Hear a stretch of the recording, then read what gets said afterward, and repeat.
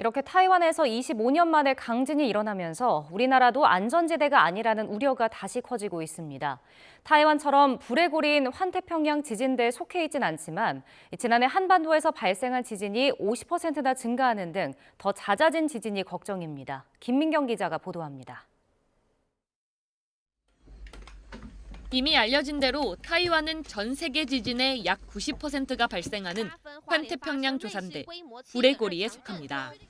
지난 1월 규모 7.6의 강진이 발생한 일본 역시 마찬가지입니다.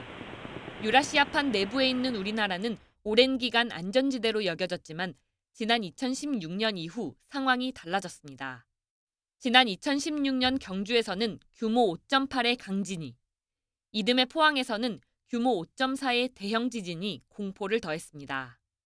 지난 2016년 경주 지진 직후 급격히 증가했다가 감소세를 보였던 국내 지진은 2021년부터 다시 증가세를 보이고 있습니다. 지난해 지진 발생 횟수가 이전에 비해 다소 높은 경향을 보이고 특히 동해 해역에서 이례적으로 연속 지진이 발생했었습니다. 지난해 한반도에서 발생한 규모 2.0 이상의 지진은 106차례. 예년 평균보다 무려 50%나 늘어난 수치입니다. 지난해 11월 경주에서는 규모 4.0의 지진이 다시 일어나기도 했습니다. 올해 들어 지금까지 일어난 규모 2.0 이상 지진도 16차례에 이릅니다. 핵실험으로 지반이 약해진 함경북도 길주에서의 지진이 7차례로 가장 많았지만 전남 여수와 신안, 제주와 경주 등 발생 지역도 다양합니다. 우리나라에 있는 단층들은 이렇게 판과 판의 경계에 해당하지는 않지만 그것보다는 작은 규모의 단층들이 여러 존재하고요. 크고 작은 지진들이 꾸준히 발생하고 있습니다.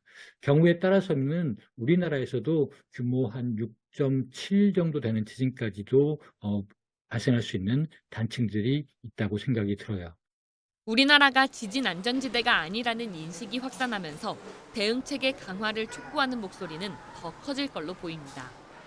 YTN 김민경입니다.